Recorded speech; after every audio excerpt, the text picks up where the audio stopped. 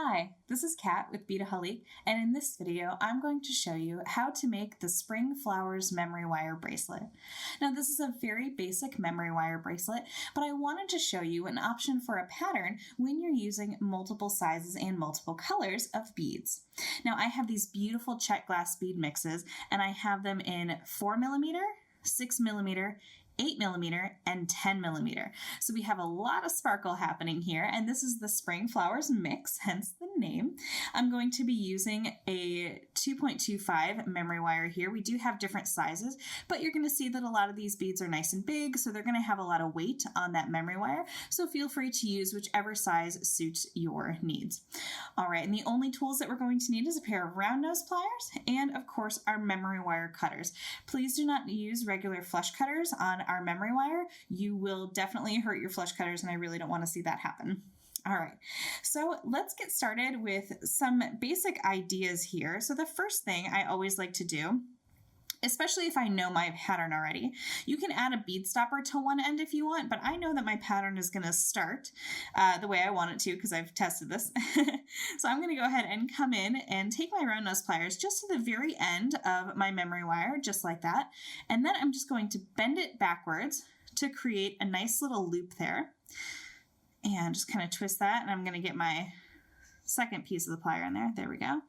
And just bend, bend, bend, bend, bend. We want to have a nice strong loop there. I like to have my loops going inwards towards my wrist. I just think it's a little bit smoother than if it's on the outside, because also the outside is what you'd see. Anyway, so I have my loop ready to go, which means I can come to the other side of my memory wire. Now this is full out of the package. I haven't cut it. I don't think I'm going to use all of these coils, but instead of trying to cut it halfway or cut it where I think I might want it, I like to leave the whole thing together. That way I can really just sort of see how my pattern develops. So I'm going to set my tools aside here, and I'm going to start my pattern.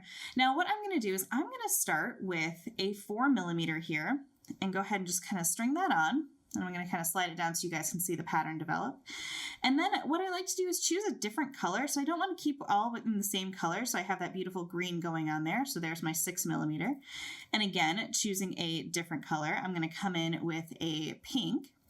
And now when I come to my 10mm, I'm actually going to do 3 beads because I want this to be really just kind of big and sparkly. So I'm going to choose 3 different colors here. And let's go for that big, bold blue. I just love this color. All right. And so that's sort of my pattern. And now I'm just going to reverse out of that by choosing one of the 8mm and one of the 6. I'm going to kind of make sure that I'm not choosing the same colors all the way through here. So I really want to vary up my colors. Okay, so there is my pattern. So you can just see, and the reason you can really notice that I wanted to use those 3 big beads there because they just have so much impact. And I'm just using these little beads as kind of little waves and stoppers here. So what you'll see is I'm going to not add another 4mm. I'm going to go straight into adding a 6, slide that in, and then kind of carry on with my pattern here. So we're going to be using more of the 10 beads and less of the 4 beads. So, but I'm using a good mix of the in-between ones there. All right, so let's see. I want to do a little bit of a different pattern here. So let's grab one of those greens. Let's grab a crystal. These all have a little bit of AB to them, which makes them really just gorgeous. All right, and let's do a pink. I think that'll be nice and pretty there. All right, so sliding that all the way around. And let's come in and let's grab a blue one. And you can just kind of take your time, let the pattern sort of develop how it wants to. You can see that you're going to kind of end up with a little bit of a try going on, and then you're going to have them just be wrapping around there for you. All right, so let's do yellow. And I even like this yellow. It's kind of almost like a lemongrassy kind of yellow. All right, and let's end it with a green. Okay, so I'm just going to keep adding on in this same pattern, and then I'm going to kind of show you what it's going to start to develop and look like. But that is our main pattern there, and you can already see just how glittery this is. So pretty. All right, so I'm going to finish up adding a few more segments, and I'll be back to show you where I'm at. Okay, so as you can see here, I have the memory wire, and I've only used about 4 coils or so, because these are really nice, big, bold beads, so I don't want to add too much. I don't want to be too heavy with it. So just so you know, of the pattern that I was doing, and I'm counting the big 3 beads that I have there, I have done 9 of the kind of pattern, if you will. So I just kind of counting those 3 big beads. It's 1, you know, and then 2, 3. So I've done 9 sections of that.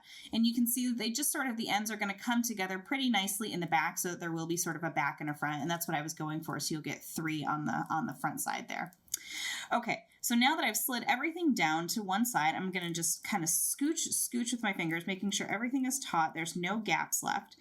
And then what you're going to do is just kind of hold the beads with your finger on one side, making sure that it doesn't move. You can see I've kind of like set mine down on the table there. I'm going to come in with my memory wire cutters, and I'm going to cut about a 1/2 inch or so from that last bead, and that's going to give me plenty of room for my loop. All right, so I'm just going to come in and cut. There we go. And now we can set aside our memory wire to use for a different project. So you see we have no waste, which is wonderful. And then we're going to come in with our round nose pliers, and you guessed it, we're going to do that same loop. So just go ahead and bend that in right there, and I'm just kind of pushing against it. There we go. And completing that loop, making sure to keep that last little bead out of the way. We want to keep everything as taut as possible so we don't have too much movement here. And actually, mine is nice and tight, and I love that. All right, so now we have our memory wire bracelet. So you can just kind of coil it up on your wrist, just sort of wrapping it around. And then, like I said, we'll sort of see those little guys come together. Now, this sort of widens on my wrist a little bit because of those nice big beads. So keep that in mind. If you want a larger size of memory wire, I encourage you to go for that. But this is just so sparkly and so fun. So you can actually see it even reflecting on my wrist, which I think is actually really beautiful. So again, these are Czech glass beads. This is the Spring Flowers Mix. And you can get all of these by heading over to Beadaholique.com.